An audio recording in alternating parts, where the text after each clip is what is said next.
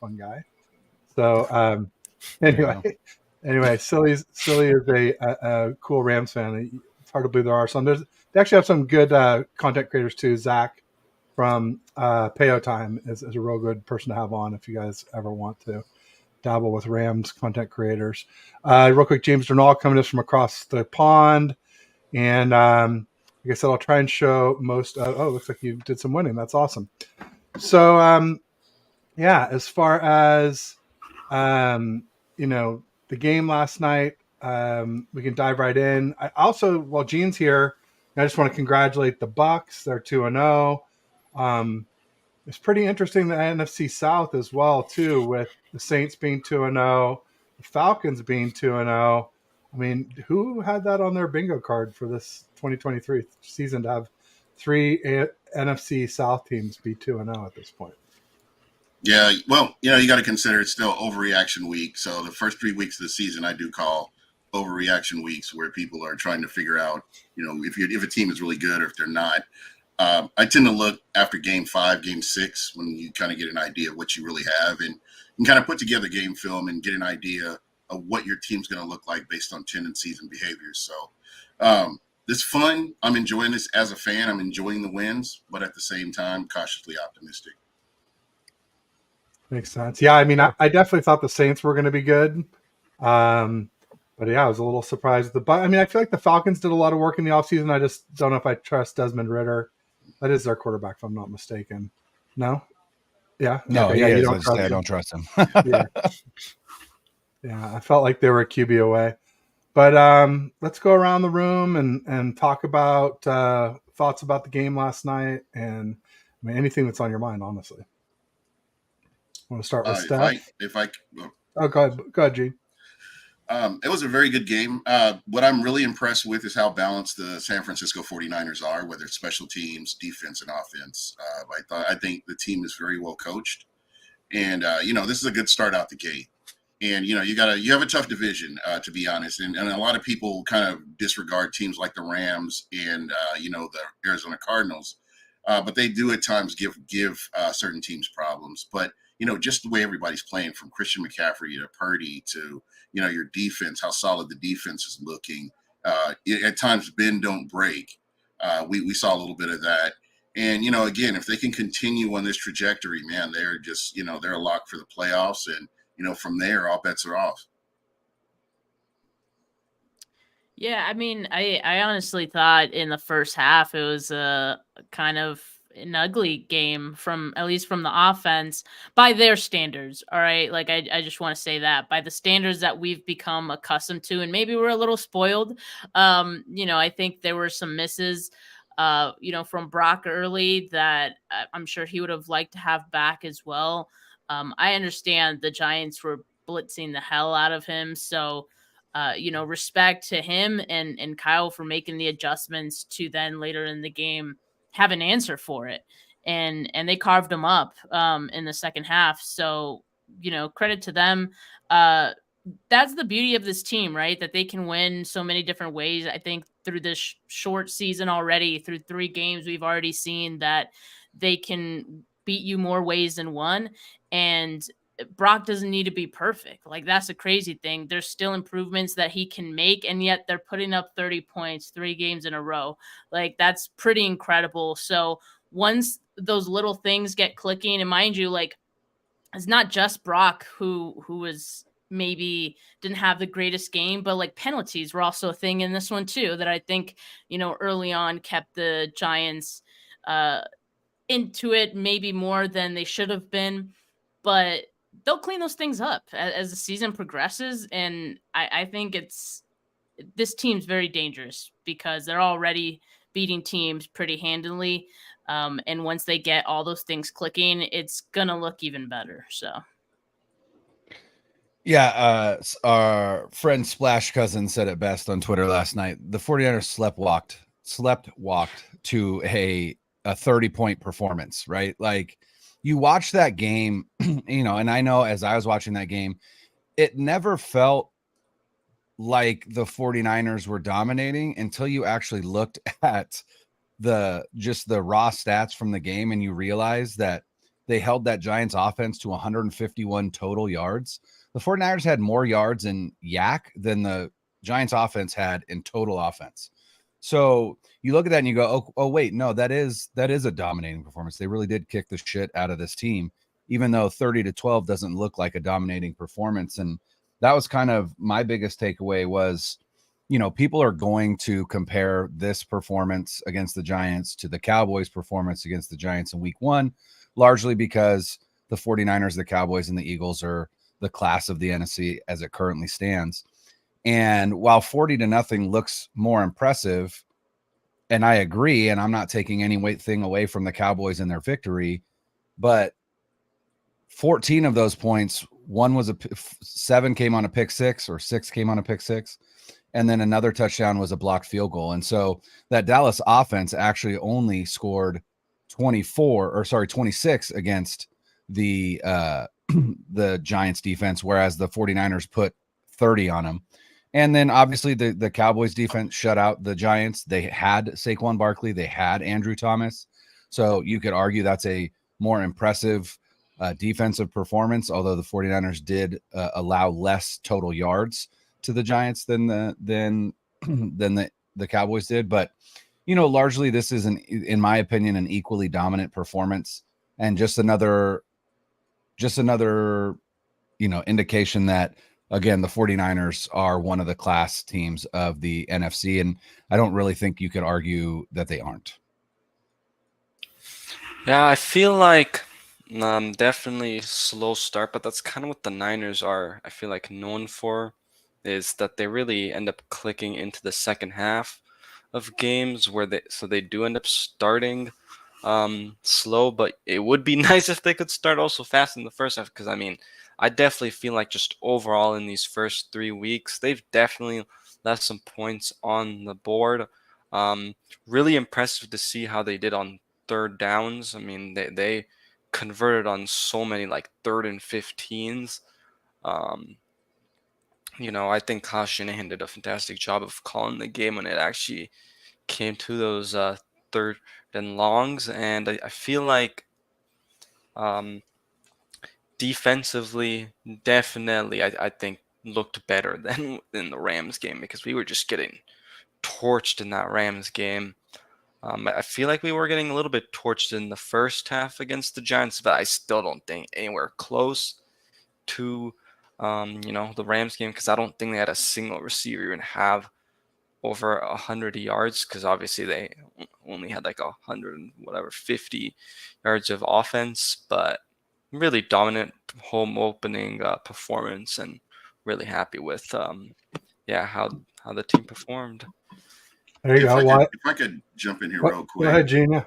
I really like the coaching staff and the way they're able to make adjustments. Everybody talks about the first half and how the first half went. I like that they came in, they made adjustments. They looked at where they were deficient at. The coaching staff was able to make adjustments, and the players went out and executed. And I think that's huge when you're able to respond like that and put on a dominant second half performance the way they did. It's a testament to the players and to the coaching staff. I think when Kyle Shanahan puts his script together and just thinks about the first half of any football game, it's largely a fact-finding mission for him. He is calling plays so that he can better understand how the defense is going to respond to different formations, different pre-snap motions, and things of that nature. And so, I think they start slow in terms of not scoring points, simply because at the end of the day, their goal, if they score, great, but for Kyle Shanahan, the most information he can get is going to be what he prefers out of those first, I would say, 1 or 2 drives. And which is why, again, largely they don't score a lot in the first quarter. And then I think Steve Wilks is very similar in that, in the first half, the defense will come out and they'll play a lot of vanilla schematically, right? They're gonna see what their D-line can do against that offensive line. They're gonna play a lot of zone, and they're gonna see what happens. And if the opposing offense starts picking apart those zones and the defensive line isn't getting home, like in the first half against the Rams, then they make adjustments in the second half and they come out with more pressure looks. They come out with different coverages in the back end. And so, I think this is just the MO of this team. And, there are going to be games where the opponent is an inferior opponent and they come out and just look incredible in the first half and then just bleed the clock in the second half. And there are going to be times where it looks like they might be getting tested in the first half and then come out and just absolutely dominate in the second half. So, again, it's just kind of the way that they coach. And I think it's really bearing itself out so far the first 3 games of the season. No doubt about it. Those are all good points. I would say we talked a little bit about the Cowboys there.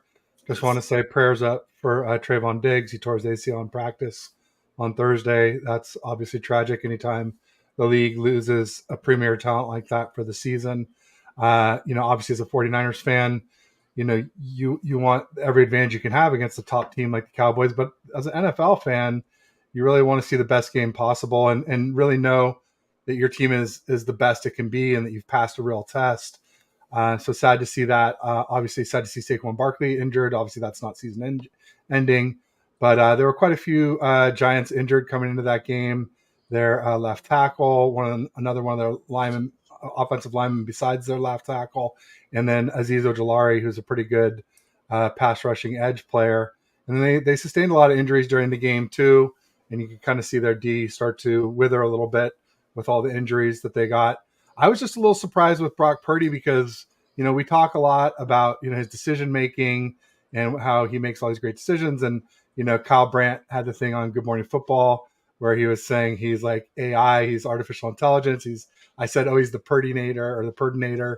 And then all of a sudden he's like, we got Kittle and Debo playing defensive back to break up would-be interceptions, but he was sort of struggled early, was kind of mid in the middle, and then in the end, he was so good. I mean, obviously the great, TD throw to Debo, the one that got away to CMC that probably should have been a touchdown. And I even liked the one to Ronnie Bell, and there were quite a few others that weren't necessarily scoring plays. But there were a couple of things besides the would-be picks that scared me. There were a couple where Debo got clotheslined that I, live tweeted as dangerous throws. I wouldn't call them hospital balls the way Jimmy does, where he got him so high, but definitely left Debo exposed a couple times, maybe more like the Rams game a little bit in the NFC Championship game. But so happy to be 3-0, to have scored 30 points in all 3 games. How weird is that? To have the exact same score in all 3 games. That's pretty highly unusual, I'd say. It's only happened 2 other times in NFL history. One was in 1933, and then the other one was, I think, the 2007 Patriots. And so now, kind of the record book there. No doubt about it. So, yeah, I mean, I definitely would have liked to seen there was a time in the game where I was a little bit nervous when it was, I guess it was 17-6, and they punted the ball deep to us, and we had an illegal block in the back, and it gave us the ball. I think it was the 4-yard line. We did nothing with it and punted, and they got the ball midfield. And I turned to my dad. And I'm like, they're going to score a touchdown right here. And sure enough, they did. And all of a sudden it was 17-12, only a 5-point lead. And I was just so happy that we got a field goal there to go back up by 8. But plays like that, series like that are where games can swing. I think it's probably unlikely that the Giants were going to run away with it, even if we didn't score right there. But I was definitely a little more nervous than I thought I would be coming into that game, especially with all their injuries. Yeah, I think so too. I mean, but at the same time, it's a Thursday night football game, so I think it's kind of par for the course on, teams just coming in a little sloppy. And as for the 49ers, I think it did give the Giants some comfort in that early going of the game where, they were still kind of in it.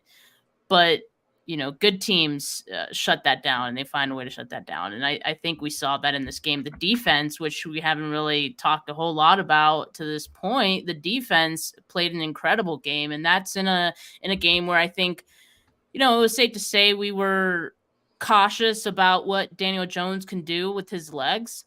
And I thought they did a great job of keeping him inside the pocket and getting him from, scurrying out of the pocket and outside to pick up some yardage. So that really didn't gash them. And all the pressure that they had, especially in the interior of the defensive line, I think really benefited to,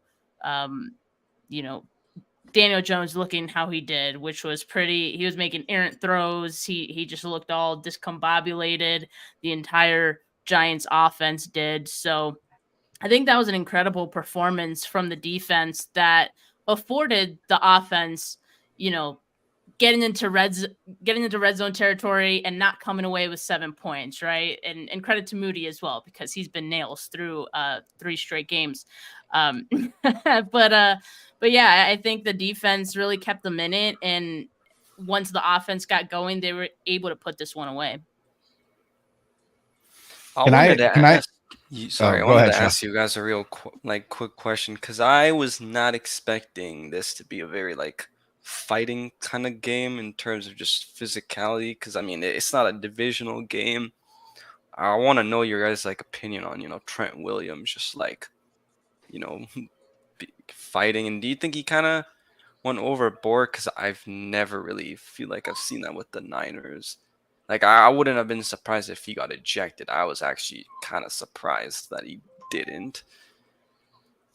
He probably should have gotten ejected for that one. Probably, I mean, yeah. but this is the same Trent who punched Richard Sherman in the face after Ooh, after yeah. a game as well. So he could have a temper if you test him. It could have been. It was dumb, all right? It was and it could have hurt the 49ers, I think. They got fortunate that he didn't end up getting ejected for that one. And I thought it was pretty funny, his reaction to it after the game. He was just like, it was just a love tap. It didn't really hurt. So I thought that was kind of funny. You could laugh it off because they came away with the win and he didn't get ejected. But yeah, I mean, obviously you don't want to see that in a game and risk hurting the team in those scenarios, especially in what was I don't remember what the score was at that point, but the Giants, I think, were still in it at that point, so it could have hurt the 49ers.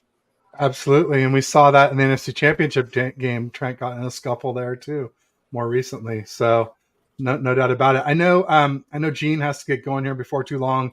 So Gene, I just wanted to get your thoughts on the Bucs as far as Baker and things like that. I know you're kind of in a wait and see mode, but do you feel pretty upbeat that you guys might make the playoffs this year, or how are you feeling? I think the NFC South is wide open. Again, it's still early in the season. I like what you've seen from Baker Mayfield. No turnovers, taking care of the ball. Getting the ball downfield to his receivers. Mike Evans, Chris Godwin have really benefited from the play of Baker Mayfield. I like his decision making so far, and I think in the simplified Dave Canales offense, I think he's really thriving in it because there's just. It's not like a Bruce Arians offense where it's super intricate. But again, so far so good. Cautiously optimistic, and if you can build that up and continue to see film, I think that definitely the Bucs will be in a position to compete for that NFC title that they've won the last few seasons. Do you feel like Baker Mayfield is ruining an opportunity for you guys to draft a franchise quarterback, or do you feel like he might be the guy to hit your wagon to moving forward? I think the strength of this team is the defense. And when you have a guy, our defense was atrocious last year. I'm not in defense, but offense, atrocious last year. We had a horrible offensive coordinator. Thank goodness he's gone. And you've got a guy who's kind of brought life into this, and he's getting confidence from the head coach, giving confidence to the head coach to make certain play calls that you didn't see last year. So I'm happy with the progress. Again, if he can stay on this trajectory, I think he's somebody you want to re-sign.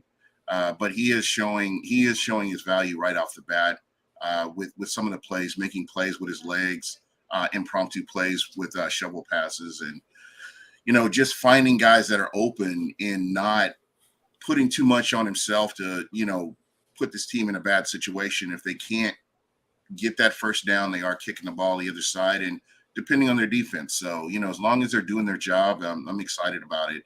And yeah, to answer your question, I think if he plays all season like he's played these first 2 games, I think he's somebody that you look to re-sign and bring back in somebody that's familiar with this offensive coordinator.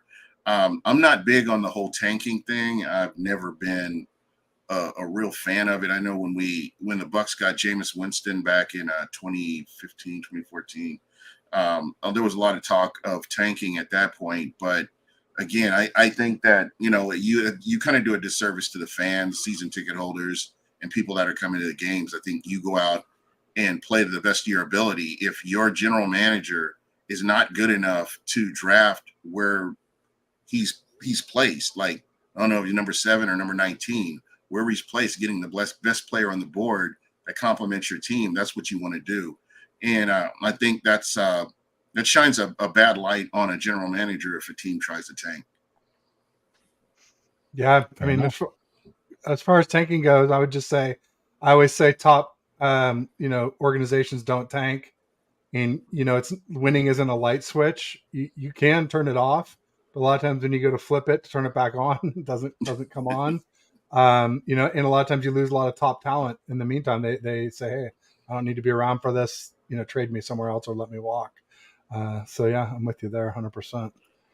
Real quick, Dean, as far as your defense goes, I saw a list where they had Vita Vea as number 10 overall for defensive tackle. I thought that was kind of low for him. I kind of feel like he might be more like top 5-ish. Where do you have him as like a ranking defensive tackles? I hate power rankings, and I hate rankings, whether Pro Football Focus I do use, but it's as a tool to use with game film.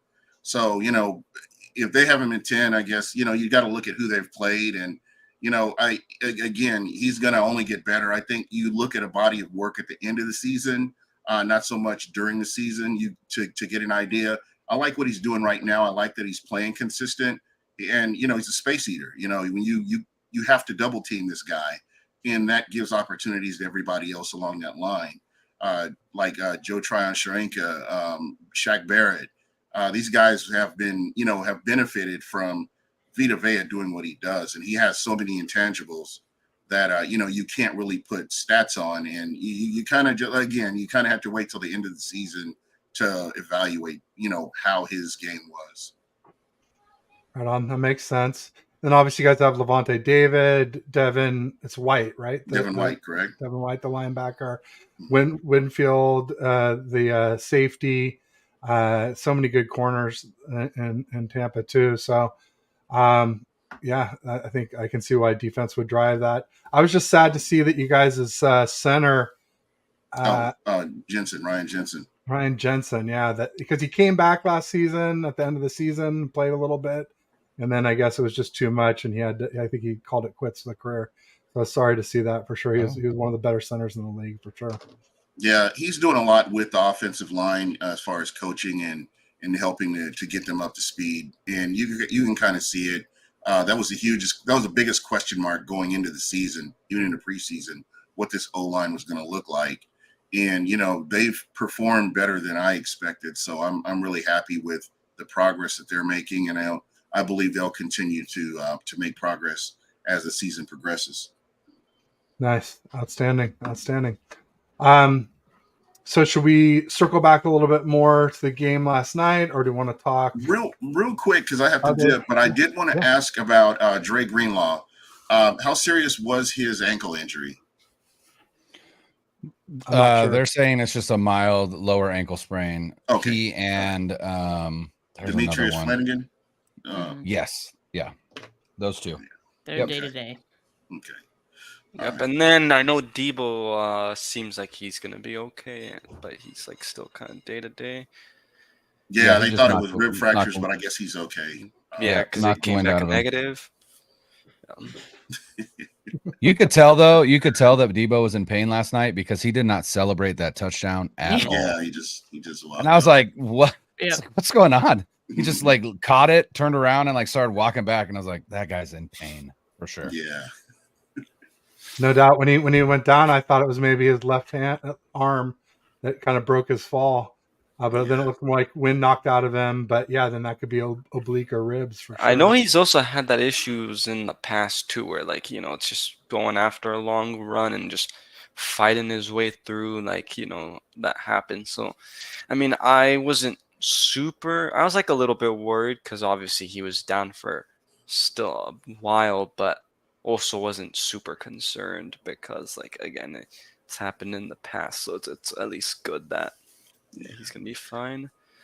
Reminded With me a little bit Dre, of when I say it reminded me a little bit of when Bosa went down in that playoff game against Minnesota Hmm. and was down for a while and then popped up and the entire crowd just went nuts and he kind of like fed into it and was like, yeah. It's like, okay. Okay. That was hilarious. Well, guys, I'm sorry. I have to dip real quick. I have to dip, but thank you so much for having me on. It was really nice meeting everybody. I hope that when the Bucks do play the Niners, that we can all link up again. I'd like to really enjoy your stuff here. So I'll definitely be following everybody on the list here and checking out your content because I don't really deal with the mainstream. I'd rather deal with a podcast. I think a lot more people are invested in it, and I'm always down to support a podcast over what you're seeing on TV. I think that's BS. So just my opinion. But you guys have a good one. Keep Awesome. it real, Thanks, Gene. Gene. Thanks, Gene. Have a great one. Appreciate All you right, coming guys. by. On the subject of Dre Greenlaw, I would just say, when he got that penalty last night, I feel like there have been a couple Dre Greenlaw penalties recently Yep. where I was just saying, this is like a reputation penalty. Like what he did didn't seem that bad, but he's got this reputation now for cleaning off piles and things like that. I don't know. Do you guys think he deserved that penalty last night, or there was another one recently too, or was I right saying it's a reputation call? I think it was definitely a reputation call. I think the refs probably have like his picture up in the league office and like, remember this guy. He's a Wanted. Keep an eye out. They've got a wanted poster in the Yeah. office. No, really. I mean, that's kind of how it feels. Like if there's anything close to it being like a legit penalty, they'll just call it because he does have that history. I thought the one last night was very ticky-tacky. I didn't even think I heard a whistle before he did make contact. So yeah, that seemed a little excessive. But And it kind of dates back to the Charger game when he got ejected for going helmet to helmet with Herbert, when really Herbert was being tackled by Jimmy Ward, and it kind of affected his trajectory. Dre wasn't targeting his head; it just ended up that way. I felt like. And honestly, like calls like that are going to continue to happen until the NFL actually does take it seriously and do something about the officiating and what that would look like as an eye in the sky, which they have in like almost every other major sport, right? Where you've got a ref that is watching from the sky and can call down and be like, hey, you missed this, or hey, that wasn't the case. But the NFL has never taken it seriously. They've never even discussed something like that. And I mean, take that for what it is. I think there are reasons. And, I don't tend to be much of a conspiracy theorist, but, one way to affect outcomes of games is if you're not doing what you need to do to hold your refs accountable. So, but I mean, Dre Greenlaw is good for a 15-yard unnecessary roughness penalty at least once every 3 games. So, he got one last night and, he'll get one here soon again. It's just, honestly, I think for the 49ers and Kyle Shanahan, it's kind of like you have to accept that if you want him to play the way that he does, which is with his hair on fire. And if he does play that way, which is what makes him great, then you're going to have to take some of those warts, which largely tend to be, unnecessary roughness penalties or late hit out of bounds penalties and things like that. Because that's just kind of the player that he is. It doesn't mean he's dirty. It just he's all gas, no brakes, just like Robert Saleh used to say. And that's going to happen. So it just is what it is. Late hit out of bounds takes me back to Chicago week 1, but I don't want to talk about that. So, oh man, I want to know because, like, the thing also is with this is more about to do with the defense, but I feel like Steve Wilkes needs to adjust, like, to end the first half because I feel like he always ends up waiting till the second half. Because I mean, that's what 3 games in a row where we've given up some points to end the first half. Like, I really hope that because I feel like if we're gonna be playing a better team, let's say we're down When we let that happen, I feel like that's going to be able to affect us. So I don't know how you guys feel about that. I mean, think it's, You know, go ahead, Steph. No, I was Yeah. gonna say I think he's still getting used to this personnel, right? Of Mhm. the 49ers, and also like I think the challenge with him coming in and the 49ers pretty much saying like don't change too much because it's not broke, so don't try to fix it, is like him trying to figure out, okay, so what does work? What can I sort of adjust where it's needed? And so I kind of feel like through these 3 games, it's been kind of weird where you are seeing those, like, and Brian alluded to it earlier, like those vanilla starts from like the defense. And then you kind of adjust from there.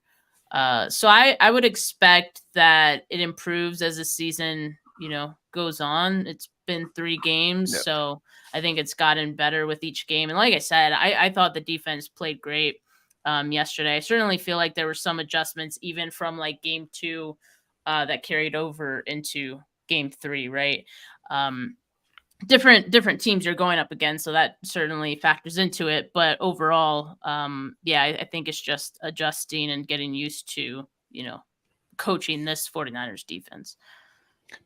One of the things I've really liked from Wilkes, and it has allowed a kind of a renaissance of Javon Kinlaw, is one way that he is bringing extra pressure is instead of blitzing a linebacker, they are employing a 5-man line where it's Eric Armstead, Javon Hargrave, Javon Kinlaw, and then Bosa and Drake Jackson on obvious passing downs. And it's been really, really effective. In fact, after last night's game, Javon Hargrave and Javon Kinlaw lead the league in QB pressures at 10. Now, obviously, no other team has played outside of the Giants, so that will change. And then Nick Bosa is right behind them with 9. So that's one change that I've really enjoyed. And like I said, I think Javon Kinlaw has been the big benefactor of that. But yeah, like I said, DeMeco Ryans, one of the things I loved about DeMeco was his halftime adjustments. And, it really feels like Wilkes has kind of taken up that mantle as well.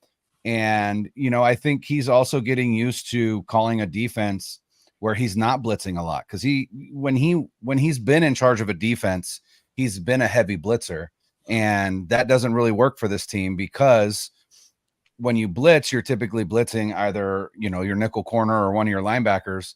Well, in San Francisco, Fred Warner is quite literally the best coverage linebacker maybe in the history of the NFL, and he erases the middle of the field. If you're blitzing him, you're really kind of putting your defense at a disadvantage. So I think he's finding ways to adapt, and one of the ways that he's done that is with the 5-man front, which I mean is going across the league as well. It's not like he's reinventing the wheel, but it's been effective, and like I said, it's been a huge renaissance for Kinlaw, which is nice.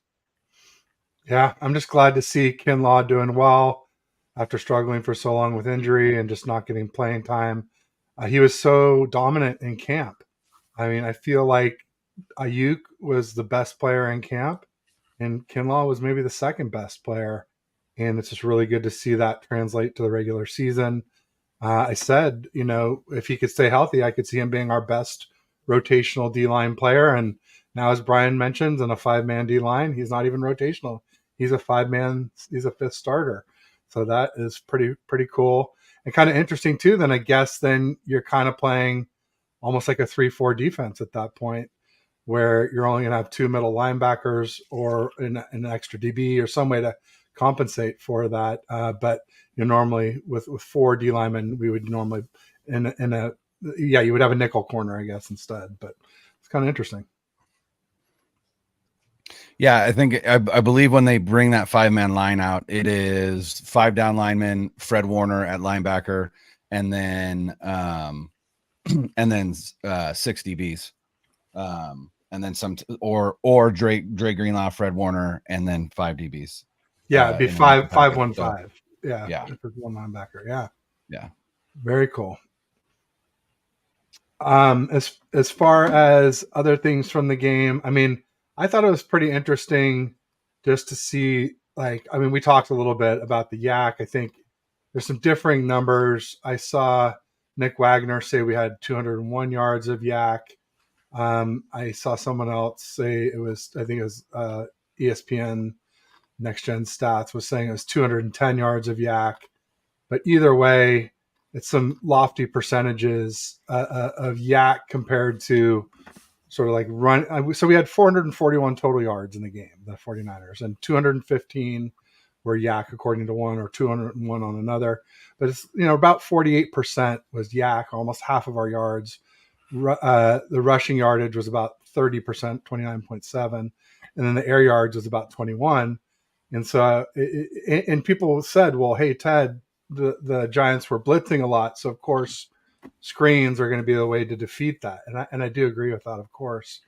I just don't think many teams have the ability to screen to, Debo, CMC, and Kittle, three of the best yak players over the last several years. Yeah, I mean, that's why they also invented, right? The Yak Bros is not a name that was like created, outside of the 49ers. It literally was created by, George Kittle, Debo Samuel, and then of course Brandon Ayuk now. But yeah, the Niners do it definitely better than anyone, and they've led the league the past few years too, which isn't super surprising. But it's like everybody's like, oh, the Niners, Purdy's dink and dunk because of that, and it's like Purdy. I mean, he still goes downfield, right? He had that touchdown to Debo Samuel. That was a pretty deep ball. So, like you said, Ted, the Giants were blitzing most of the time, so you had to have those screens involved in this game to defeat those blitzes.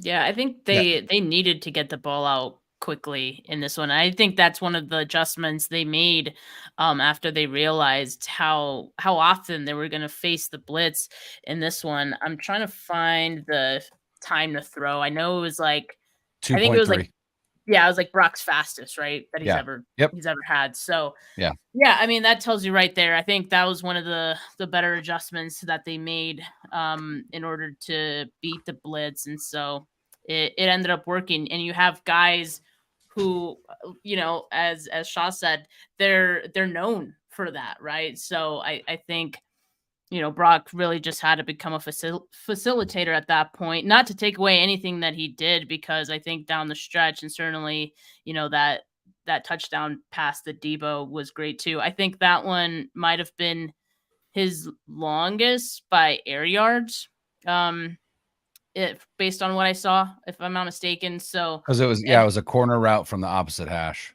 Yeah, so it was 27 yards, but it was air yards made it more. So yeah, so after all the talk about the deep ball and some of those misses, it seems like Brock's getting a little more comfortable with at least those back shoulder throws to the front corner of the end zone. So I do love to see that. But yeah, they made the adjustments. They did what worked in this game, and that's what you have to do to be able to win games. And going back to my point earlier, this team could beat you in so many ways. Okay, you're going to do that. We're going to do this. Like, they could go back and forth all day, because that's how talented this team is and how many weapons they have on offense. Brock Purdy was blitzed on 84.6% of his dropbacks, or 33 of the 39 times that he dropped back, which is the highest blitz rate a quarterback has faced in the Next Gen Stats era, which goes back 10 years. So literally the Giants blitzed more in this game than any team ever has against any other team in the NFL in the last 10 years. And Purdy started out slow against it. He was 5 of 11. And you think about, like, that was when everyone's like freaking out, right? And I think part of it was the 49ers weren't necessarily prepared for that. You don't prepare for that. You can't be prepared for a blitz rate that high, because it doesn't normally happen.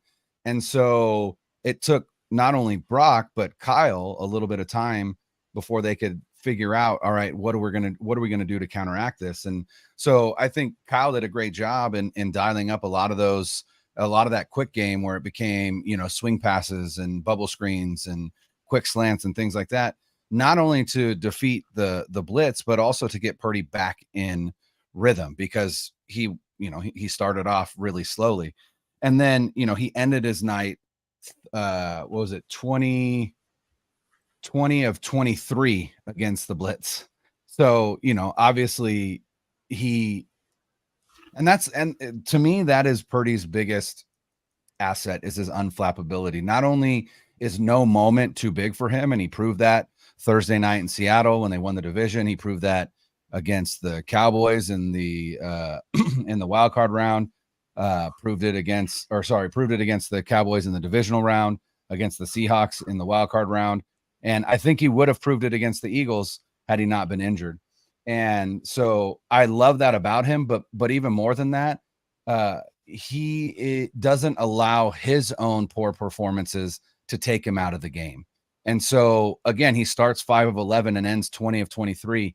That takes mental toughness, right? And that takes moxie, and that takes, just an inherent belief in yourself and the team around you. And Brock doesn't do anything that's going to take the offense out of its rhythm. He is going to do what the defense dictates needs to be done, and that is going to be based on the plays that Kyle Shanahan is calling. And so, I mean, at this point, I tweeted it out last night. I said, I don't know.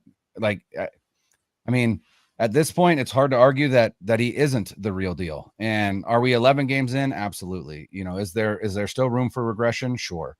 But nothing that he's doing to me seems like smoke and mirrors. Nothing that he's doing is something where another defensive coordinator can take it away, right? Like, what is a defensive coordinator going to do?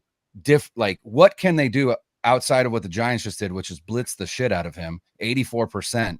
Outside of that, what is another defensive coordinator going to do that could rattle this kid? And I'd argue there's nothing. So, at this point, he runs Kyle's offense to the best of its ability, better than anybody that Kyle's had in his entire tenure here, including Jimmy Garoppolo, because what he offers that Jimmy didn't, and last night was a perfect example. His pocket awareness and mobility is incredible, and his footwork is incredible. And you watch his throw to George Kittle, where he has pressure coming off the right side. He takes 3 steps to the left to give himself like half a second, and then layers the ball into the intermediate part of the field to George Kittle on an out route. The almost touchdown to CMC, the touchdown to Ronnie Bell, and the touchdown to Debo. All of those were in the face of pressure. He was able to evade the pressure and get the throw off. Both touchdown passes were falling backwards.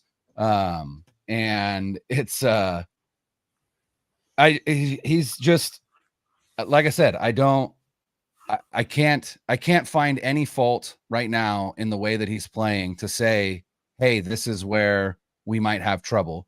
Did he make some poor decisions in that first drive? Absolutely. Did he have 3 turnover-worthy plays, turnover-worthy throws? Absolutely. By the way, one of my favorite things was George Kittle batting that pass down and then doing the DB seatbelt celebration that every DB does when they get a pass breakup. I was like, God, I love that guy. He's so great. But yeah, and then I see it in here, and Purdy has taken the crown from Jimmy Garoppolo. Dude is lights out on the QB sneak. So yeah, this offense, it's like I said earlier, they sleptwalked. I don't know how to say that past tense, to 30 points against a defense that is probably going to finish between like 10 and 20 in total defensive efficiency. So, not one of the worst defenses in the NFL. They hung 30 on the Steelers in Pittsburgh in week 1. They hung 30 on the Rams, who have Aaron Donald. Their big test is going to come week 5 against the Cowboys, and Trayvon Diggs is out. But, at this point, like I said, I haven't had this level of confidence in a 49ers team in I don't know how long. And it's just fun. It's just fun to be a fan right now. Yeah, I don't think we've seen anything like definitive from Brock Purdy. Like, the great thing about him is if he's struggling, if he misses a throw, it doesn't carry over to the next throw. Yep. Like you were mentioning, Brian. And also he has a bad drive. It doesn't carry on to the next drive. You know what Yep. I mean? That was maybe one of the things with Jimmy Garoppolo that is somewhat different. And I think Jimmy Garoppolo was more or less who he was always going to be, like, during his tenure with the 49ers. Like, he was kind of already like who he was and what he was going to be. Brock Purdy only has so many like starts at this point that you look at what he's been able to do, even the things he's not able to do, and you think to yourself, he can improve. Like, that's crazy. But he can improve, and I think he has the intangibles to improve as well, and that's really important to have in a quarterback. So I agree. He's operating this offense a way we've never seen a quarterback do it under Kyle Shanahan in San Francisco. And it's been just enough, like, to take this team to, I think, just the slightly different tier, you know, that I think makes them Super Bowl contenders. Yeah, Steph, who's to our fourth guest? me- Who's Oh. the fourth guest? This is Simba. Nice. Nice. Yeah, to me, I just feel like, because I'm only like 21, so I haven't even seen us win the Super Bowl. So to me, like, this has probably been the Same, best same. quarterback play I feel like I've seen. So to me, I just feel like the Niners have it this year. And again, I know it's only 3 games so far, but it's been the best quarterback that I've seen, like I said. And just Purdy has that it factor. Every week, I'm just like, when do I think he's gonna mess up? And it's just, I don't see it. Like, every single week, I just see something new that just is shocking to me. I mean, I feel like we didn't really see too many deep throws last year, you know, when he did play before he was hurt. And it's really surprising to see that he's doing that this year. But I think it's also good because now you don't, you get rid of that kind of like one dimension. Well, because I feel like if you didn't have those deep throws, yeah, you're going to be one dimensional. So now you're making the defenses think a little bit more, and they can't just watch the film and like, all right, we gotta guard the short to mid game, because Brock Purdy has at times shown that he can throw deep. So definitely feeling something about this team this year. I think they can for sure win it all this year. Kyle Shanahan wants to go deep. If you look at that offense that he ran in Atlanta with Matt Ryan, not Matt Ryan, Kyle Shanahan wants to go deep. That is one of his goals, is to dial up shot plays at least once, twice, 3 times a game. The problem is he hasn't had a quarterback who either was A, willing to do it, or B, able to do it. And, Brock Purdy is showing that he is willing. And I think we're going to see here shortly that he's going to start hitting a lot of those throws. The takeaway I took from the Rams game where he had those 3 overthrows was, I was just grateful they were overthrows, right? Like, my biggest concern was, where's his arm strength after surgery? Because his arm strength is largely what, one of the knocks against him. And so if he was missing those short, it's like, there's nothing, what do you do, right? You can't do anything about that. You can't give him a stronger arm. But the fact that they were long just is more about just experience, right? Getting a little more loft under the ball. And the other thing, I think if you watch those throws, you can see him muscle up all 3 throws, because I think he thought to himself, I don't know if my arm has it or not. And so, the fact that he did, I think that's a mental note that he's going to make and be like, all right, I don't have to muscle up as much, because I do have, the arm strength that I had prior. And I am, I am able to make those throws. And, I was, I don't know if you guys read the Matt Barrows article in The Athletic. I think it was last week, but he was talking about, and this is why I love it. He was talking about Brock Purdy's thighs, and he asked Nick Bosa about him, and Nick Bosa was like, yeah, he's in the club, meaning like, yeah, Purdy's got some pretty big quads. He's thick in the lower half, if you will, like Debo, like Bosa. Bosa's thick everywhere. Let's be perfectly honest. The guy's a specimen, but one of the things that Barrows was talking about in that article is for people who throw, like throwers of the football, if they have more muscular lower half, they tend to throw from their toes, which lowers their accuracy.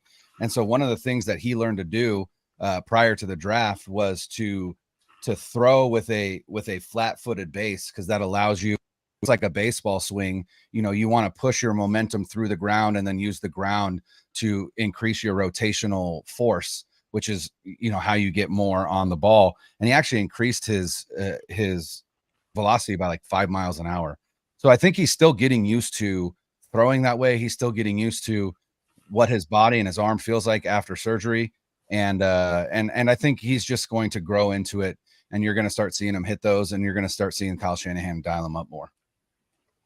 Yeah, in the breakdown of Brock Purdy's game last week at the QB school, he did bring up like Purdy's base and just like how strong it is.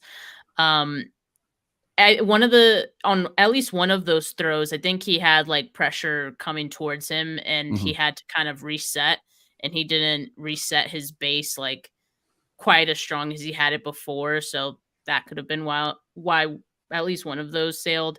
But yeah, he's eventually going to hit those, right? And you know, we mentioned the touchdown to Debo in yesterday's game. So again, like he's just scratching the surface of what he can do. You look at something that he makes a mistake on, it's not an overall indictment on him. It's not who he is. It's just, he made that mistake. He's going to work on it, and we'll see if he can improve on that. And right now I'd put my money on him improving on it, right? Because for sure. I think he's a really smart quarterback. I think that's another thing that to me sets him apart from Jimmy. Not that Jimmy's not like a smart guy, but the processing and how I didn't say it. I didn't say it, right? But the processing of Brock Purdy, and I think like him and Kyle think the same way. And that really helps this offense as well. So, you know, yeah, it wasn't the ideal start to the game we would have liked to see from Purdy, but like, again, we see the adjustments, and we can just, I think, hang our hat on him continuing to improve as a quarterback. Yeah, I was really happy to see Purdy improve, just because, I had some doubts. I had some doubts from camp, you know, the 9 camp practices I attended, all the open ones. Pretty much every deep ball Purdy threw was short or long. Brian, I do take a little bit, I don't want to say exception, but I disagree a little bit about his arm strength being back. I think it's still coming back. I expect it to come back as the season progresses. But a lot of times QBs who lack arm strength do overthrow long balls, because it's all or nothing. They're just like, do I throw it as hard as I can? They don't have a lot of touch on those deep balls, the way guys with big arms like Mahomes or a Herbert or a Josh Allen, even Aaron Rodgers, where they can just kind of flick it and send it anywhere they want on the field. They have a lot more control that way. But yeah, I mean, I was super happy to see that, especially after the Rams game, where he was kind of 1 for 3 from deep and didn't throw any deep balls against the Steelers, didn't throw any deep ones in the preseason, didn't throw any TDs in the preseason.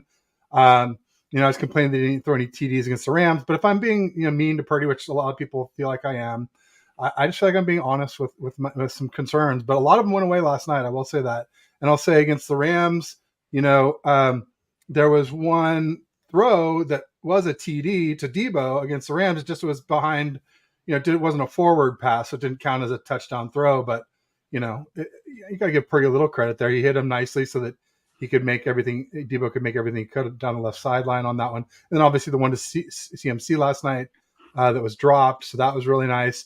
So yeah, I mean, I'm pretty bullish on Purdy based on what I saw last night. Obviously, I'd like to see against a better defense, or even the Giants staying healthy more would convince me more. But I've been calling him mid a lot this season and getting a lot of grief for that.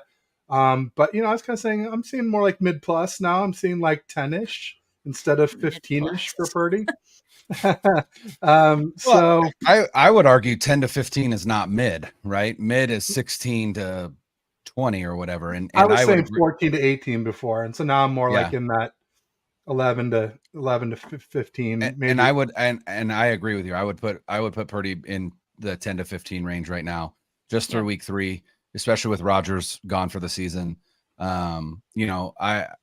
Maybe there's 11 guys that I would be like, yeah, probably. So maybe I'd have Purdy at 12, but he's rising, and that's all you can ask for. Randy says I'm a big bully. Well, I just have strong opinions, and if I think somebody's a box score scout or casual, I'm going to tell them. Also, Steve-O brought up a point about the doctor. I had Dr. Narav Pandya on, and he said that he would be surprised if Purdy was ready to play before week 3, and he meant like 100%. And I still don't think Purdy's 100%, so I'm still defending Dr. Pandya, especially if we think Purdy really only looked like the closest he's looked to 2022 in maybe the last quarter and a half of last night's game. That's week 3. So I'm going to go ahead and defend Dr. Pandya on that. I think we're still seeing him improve. I expect to see Purdy improve, his arm strength improve throughout the season. And I think that's probably part of why he started slow last night. Was it's a short week, so not as much rest as he's used to for the arm. Beyond the Giants blitzing a ton, obviously. Yeah, and every recovery is going to be different based on the patient, right? So Dr. Pandya is just giving what would be the medical opinion, and if Purdy beat that, then that's more about Purdy than it is about the prediction. But there was another doctor again, too, Dr. Jesse Morse, the fantasy doctor, came on. Mhm. He didn't say week 3, but he said he'd be surprised if Purdy was ready week 1. Now this was all right around the time of the surgery, so way before he got cleared to play and all that, so early. But just interesting to see. And ultimately, with this injury, we all know it's still only Nick Mullins and Purdy who have had this UCL repair plus internal brace as NFL quarterbacks. So it's a very limited data set, and it's hard to make any sweeping judgments, on what can, will, should happen to anybody who has this. And let's not front. Brock Purdy has a much stronger arm than Nick Mullins. So yes, there's that. Just a little bit. Yeah.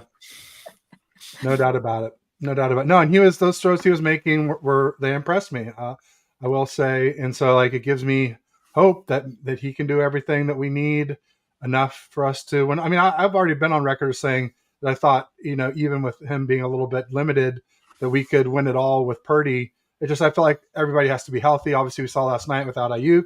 It works. One that got me though, I don't know if you guys saw this, but it was I think Thursday morning. Jack Hammer tweeted something about, this talk about Ayuk being out, being fine, reminds me of Bosa being out for the Atlanta game in 2022.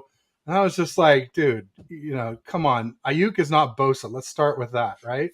And then there was a bunch of defenders out besides Bosa, but it's not just the quality, not just that Bosa is a more impactful player than Ayuk, and I don't think anybody would argue otherwise. It's also who's next, right? Like in 2022, the next DNs we had, anyone on the D-line, nobody on the D-line had more than 5 sacks in 2022. And so, I think that if Kittle had been out, we'd feel it a lot more than Ayuk being out, because we got Ray, we got Ronnie Bell, we pulled up Chris Conley from the practice squad, who had a great camp. I don't think we saw much of him, but I have a little faith in Chris Conley. I thought he might make the roster. But whereas, you go from Kittle to Warner, Dwelly, maybe Braden Willis, it's a huge drop off compared to Ray, or as we saw, Ronnie Bell filled in very nicely. I loved Ronnie Bell's game last night. I thought that was awesome. First catch, first touchdown. And I mean, just the blocks that he's doing too. That's why he's also gotten more opportunities, because obviously no block, no rock, and so. That was the first thing I tweeted when I saw that Ayuk was out. Yeah. Schefter's report. I was like, good, rest him, and maybe we'll get to see some Ronnie Bell. And then about 20 minutes later, Jeff Deeney said that Bell had been taking all of Ayuk's reps in practice. And I was like, please, Kyle, don't pull a rookie red shirt. Let the boy play. We need to see what he can do.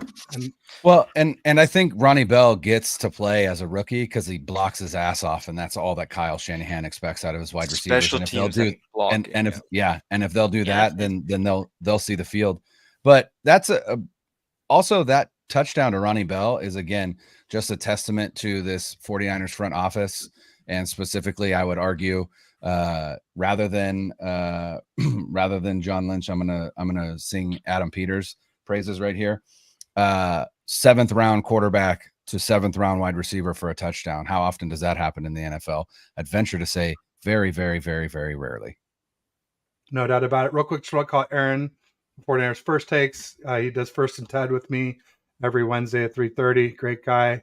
We had also, I want to call it McNiner, Dave McNiner, McNew in the house too. But Randy said we could win it all with Sam. You guys, Kyle is friggin' amazeballs. I mean, I agree with the second half of that statement. Anyone here think we could win it all with Sam Darnold? I mean, maybe he'll look better in the regular season because he would be going against the first, but also I don't know. I definitely was, a guy that was hoping at least Trey Lance would have got in the second spot if it wasn't going to be the first. So I don't know. I'm praying we just don't have to see Sam Darnold. But Other than what we saw, like garbage time, Yeah. Victory formation. yeah, Total other than flop, him just so. kneeling it down. Yeah, I mean, based on what I saw, I mean, what we all saw in the preseason and like in camp, I don't think so. But not that he can't improve throughout the year. But yeah, I also don't want to see it. But Ted, I do have to bounce. Oh, thanks, Steph, I gotta for coming. prep for my show, but I Yeah. appreciate you having me on. This was fun. What time are you going? You going live at 5? 5:30. 5:30. Okay, I just want to make sure we don't bleed in. Not No. like we have a ton of With people Aponte? watching, but I want Or to make your sure. own that- show? No, I was gonna do it with Lori Fitzpatrick today. She couldn't, Nice. so it might just be me. We'll see. Okay, no, but yeah, no danger of us spilling into that. But like I always like to be respectful. If I can end early and send people your way, I always try and do things like that. So right on. Thanks, Yeah. Ted. And, well, thanks for coming, guys. Steph. Have a Awesome. good Go, Steph. Friday. Have a good weekend. Have a Peace, good one. Good guys. to talk with you. Peace, Steph. You have no reach around, no score. Jeez. And I think Randy was joking. He said Ted almost took the bait. But Brian, were you going to chime in about Sam Darnold? I don't know if we got your thoughts on him.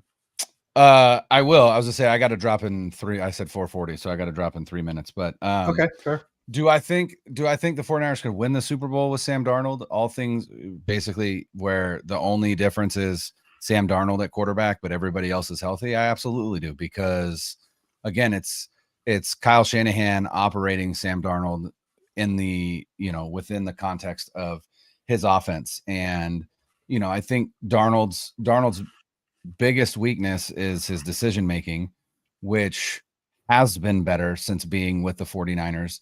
And I think that's largely because Kyle Shanahan schemes guys wide open. It's hard to mess up in this offense. You can, obviously, and Jimmy has, and Brock has, everybody does. But no, I definitely think all things remaining the same, the only difference being that Brock is out and Sam is in. I definitely think that they could win the Super Bowl, because again, we're talking about a team sport, right? And that's where I think some of this talk with Brock Purdy and, well, if you drop Brock Purdy on, this team or this team, would he succeed? And it's like, I don't know. I think he would, because I think a lot of what he's good at would translate to other places. But ultimately, do I care? No. Why? Because he's the quarterback of the 49ers, and he has to operate the 49ers offense. And so far, all he's shown is that he can operate it at the highest level we've seen since Kyle Shanahan has been here. So, does that mean that Sam can do it? No. But, this defense would still be ferocious. He'd still have CMC. He'd still have Kittle. He'd still have Debo. He'd still have Ayuk. It's not Sam Darnold versus Patrick Mahomes. It's not Brock Purdy versus Patrick Mahomes. It's, Sam Darnold or Brock Purdy versus the Chiefs defense or the Chargers defense or the, whoever it is that they're going to face in the Super Bowl. So ultimately, do I think so? Sure. Do I want that to happen? No, because that means that Brock goes down, and I don't want to see that. So, but yeah, I'm not afraid of Sam Darnold coming in like a lot of people are, just because I have a lot more faith in Kyle Shanahan and the talent around him than anything else. It's not necessarily a reflection on my confidence in Sam, but more my confidence in the team. There you go. Yeah, and for me, I don't trust Sam Darnold. Just when I saw in camp, like everybody was calling Purdy, not everyone, but like Ryan Hensley called Purdy dink and dunk. But I really felt like in camp, it was Sam Darnold that was dink and dunk. He barely threw an interception until almost the end of camp. I felt like he wasn't pushing it at all.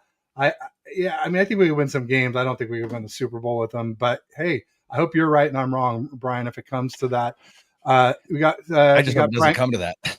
Yeah, exactly. We got Bryant Culp Yep. in the house. He says he believes he ran into Sam Darnold. There was 2 people wearing number 14, Sam area. He said either Nice. that or 2 biggest fans. Yeah, I mean, come on. This is family, of course. Gotta be My the God. family. I Yeah. really doubt it'd be like. Yeah, for the backup QB, or they're Jets fans or something. I don't know. Jets fans really take up for Darnold. I see him on Twitter for sure. That's funny as heck. Listen, but Brian, listen, what did you do to before I Bash yesterday, man? He Huh?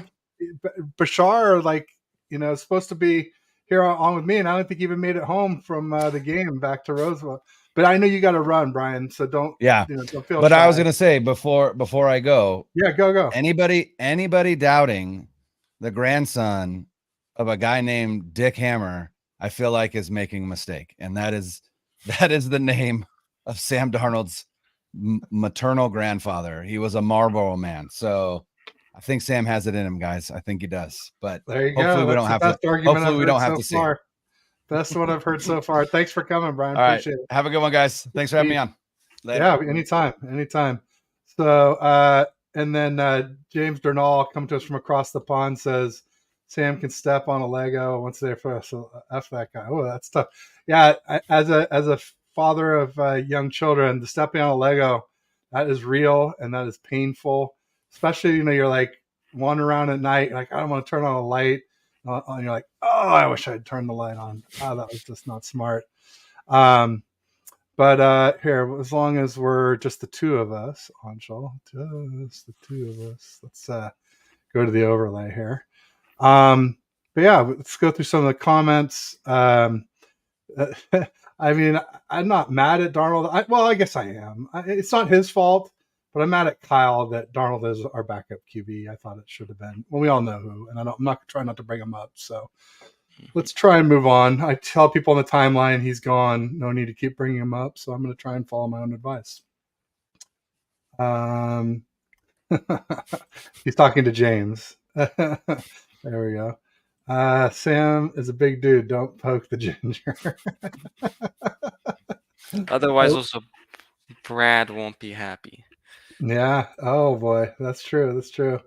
No foot is safe. Oh man, those things are amazingly painful for sure. So Anshul, what else should we talk about? Should we talk a little bit? Well, Bryant Culp's here. Let's talk a little bit about Jake Moody. I think he's 8 for 8 on the season. Hasn't missed a kick or a PAT that I'm aware of after struggling. Bryant Culp likes to say kickers are people too.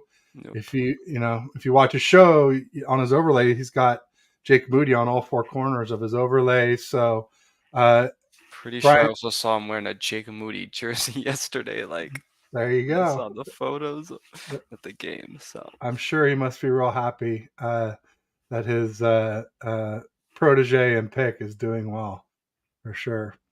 But it's great to see that he's doing well so far. I just think it was preseason jitters. It's just that rookie kind of like the lights might have been a little bit too bright for him, just because it was like preseason. But luckily, it was preseason. So Steve-O's asking if he got an O in my kid's name. No, unfortunately. I tried, Steve-O. I lobbied hard, but my first son is named after me. And so I had to let my wife go with this one. I mean, if you get to pick one child that your wife bears, I mean, let's face it, we the part we have to do is pretty easy compared to what the women have to go through for us. So no, I didn't get an O in his first name, sadly. Randy says he's perfect. I think he's talking about something else. I think he's talking about James Durnall. This is being a dark man. Money Moody for a reason. Yeah. I don't know. I don't like to call him that just because I call Mitch Wishnowsky that, and Mitch Wishnowsky's been on the team longer, so I have to come up with a nickname now for Moody because Money Mitch is the nickname I have for Mitch Wishnowsky. There you go. I just call him Wish. We got Tony from the Locker Room Rant. He's on with John Vornis, and they have a great show. He said you can bring him if you want. If you bring him up if you want to, it's your show. There you go. No, I'm just trying to lead by example. I'm trying not to be hypocritical.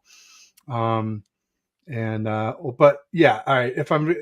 Of course, I'd rather have Trey Lance as a backup quarterback than Sam Darnold. I just think he's much better and not done growing. I mean, I think he's going to continue to get better and better. And I think we know what Darnold is. So just hopefully Kyle made the right choice if it does come down to that. Here, the little guy is up from his nap. So our time may be running short, but Okay, yeah, no, it's okay. It's all good.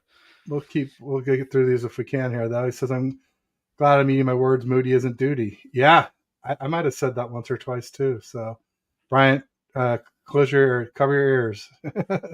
I would say I definitely wasn't one of those people, but also I've been talking with Brian a lot too because I've gone on like the shows with him and No Border Sports like on Friday nights. But yeah, I that's why I don't take preseason a whole lot because those games don't count. I don't really care if a player does bad during that, and at least it's good that he's hitting everything else right now. So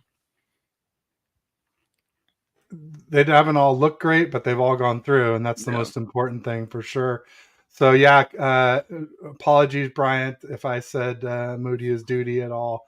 I think it was only once or twice. I wasn't like leading the chants or anything. It was more like I was repeating it. But even then, come on, I gotta take responsibility for my own actions and not blame someone who instigates something. So Bryant says 36 points, most scored points, MVP. There you go. Forget CMC MVP. It's Moody for the league, not just for the Niners.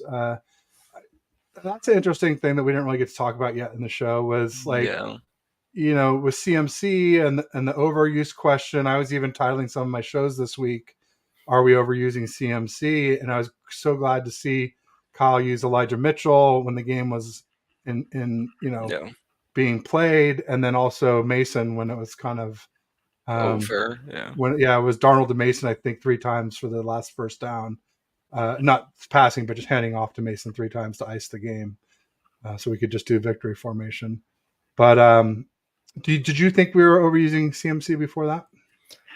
I know people have that concern because of the injury history, but I just also think Mitchell, and I said the same thing about George Kittle. It's like those two guys were hurt in camp. When you're hurt in camp, like especially during training camp, where it's not like they have to learn the new playbook because obviously they've been here for a while, but just being in shape, being in football shape, is different than just being in shape. So I think that's what kind of it was. So I think that we'll now just see Mitchell more throughout the weeks. So I'm not really concerned. That's a good point because we brought it up a lot for Bosa not being in game shape because of holding out, but because Mitchell was injured a lot during the offseason and the preseason. He had to work himself into game shape. I hadn't even thought of that, and great point, Anshul. And I also feel like, we use CMC quite a bit in the passing game, which obviously he gets hit, but it's still better than, him constantly getting hit while running. So that also helps.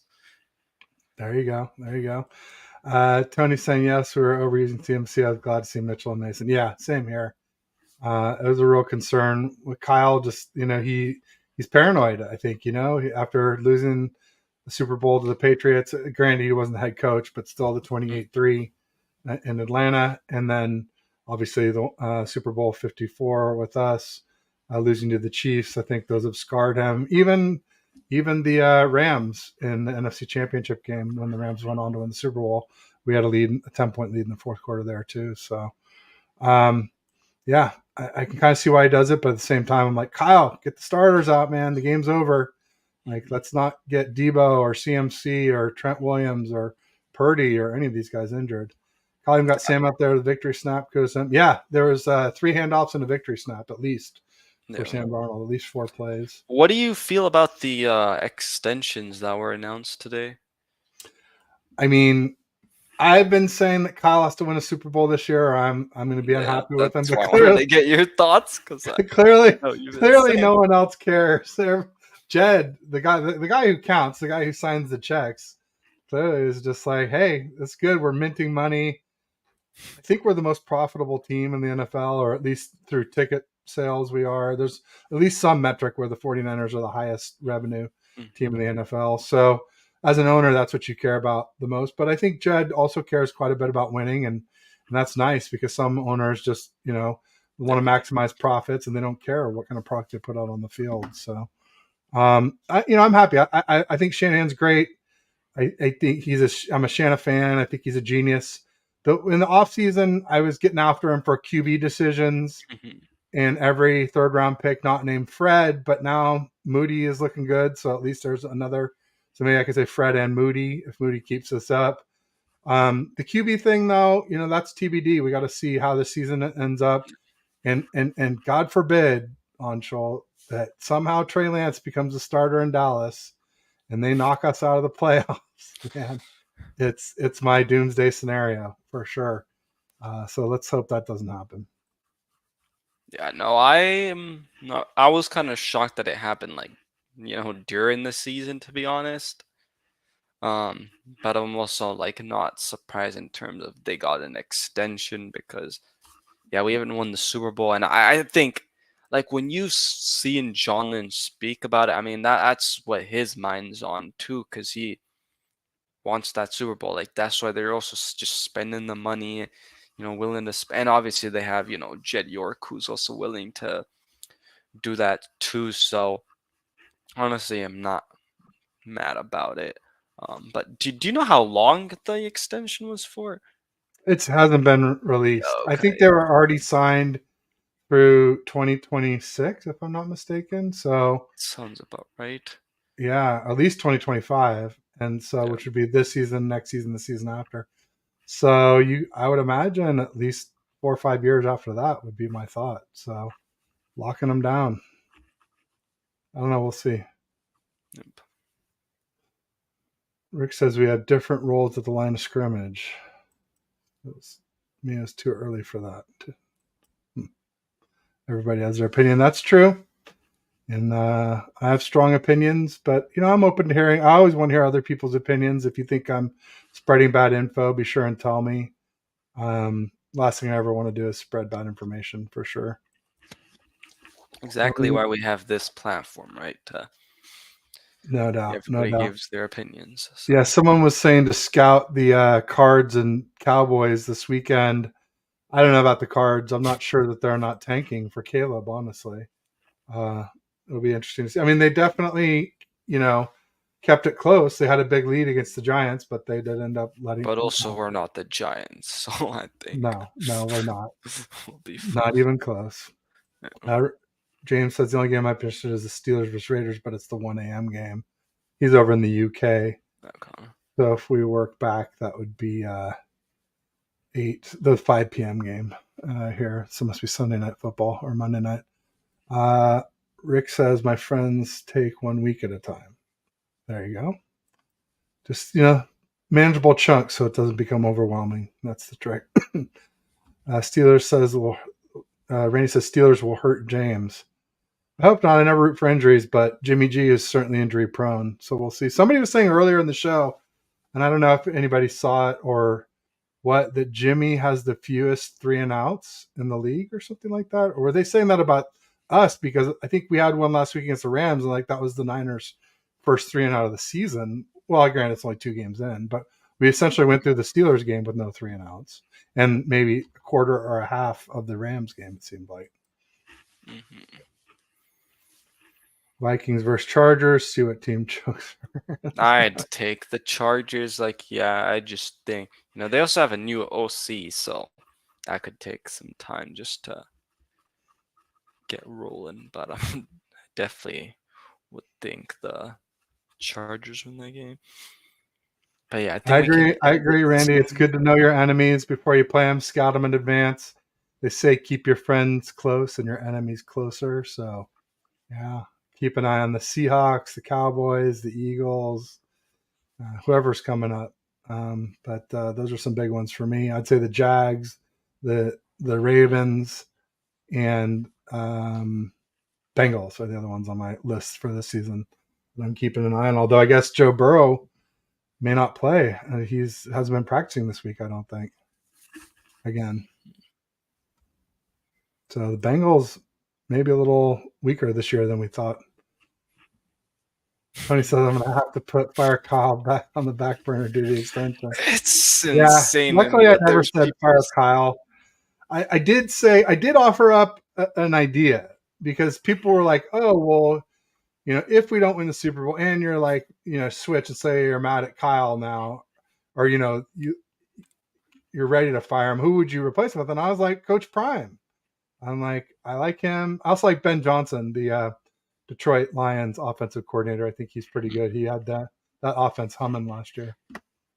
But, I mean, Kyle's great. He's a genius. I just want to see him get QB right, and maybe he did. Purdy was starting to look like it last night. I will say that. I was starting to eat my words for sure. Rick says 2025. Okay, so yeah, it's okay, not that sounded about right to me. yeah. Why scout the? Oh no, Cowboys! I'll tell you what. Before Trayvon Diggs went down, I thought they might be our equal or damn close, or maybe even a better team than us. Cowboys are legit. I'm pretty sure, folks. They probably still will be Cowboys even are if they always win. Cowboys are always a great regular season team.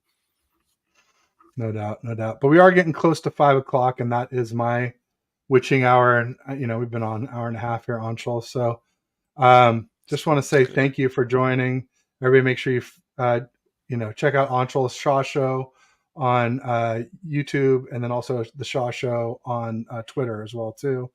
Give him a like, give him a subscribe, give him a follow, all those good things. And thanks to the audience members, you guys have been great today. And it's fun just putting together a different type of show. I almost always do one-on-one shows, but like when I realized that like we had some help this afternoon with our new baby, and I might have a chance to go on, I just pinged everybody, and so many people got back to me. I was just like, well, let's do more of a roundtable show, which can be fun too. But anyway, thanks everyone who's been here today. I appreciate it. And I'll just Anshul, what do you got going on coming up? Nothing too much, but just 'cause school's like been pretty crazy, so kind of taking a break. So I'll probably really be closer back to when we actually play the Cardinals. But yeah, guys, I have been doing the play-by-plays on my channels every week during the game, so definitely look forward to that. And then I'm sure live streams, game Yeah. streams. Cool. Yeah. Right on. Well, I'll keep an eye on a week from Sunday then for the Cards game. For me, I've got Pedro, Pete Burge, who is Niners DNA from Australia, Monday at 3 p.m. Pacific. Got Ryan from No Border Sports. We do No BS Ted Tuesdays at 3:30, and then Wednesdays is Aaron from 49ers First Takes. We do First and Ted Wednesdays 3:30 p.m. and then a week from today, hopefully Bash will be home by then from the game. Where in the world is Bash? I mean, if he ain't by then, yeah, we definitely have to be concerned. We'll have to start putting them on milk cartons. But yeah, we do Ball with Bash and Ted Fridays at 3 p.m. But thanks everybody. I'll just say peace and go Niners. Go Niners.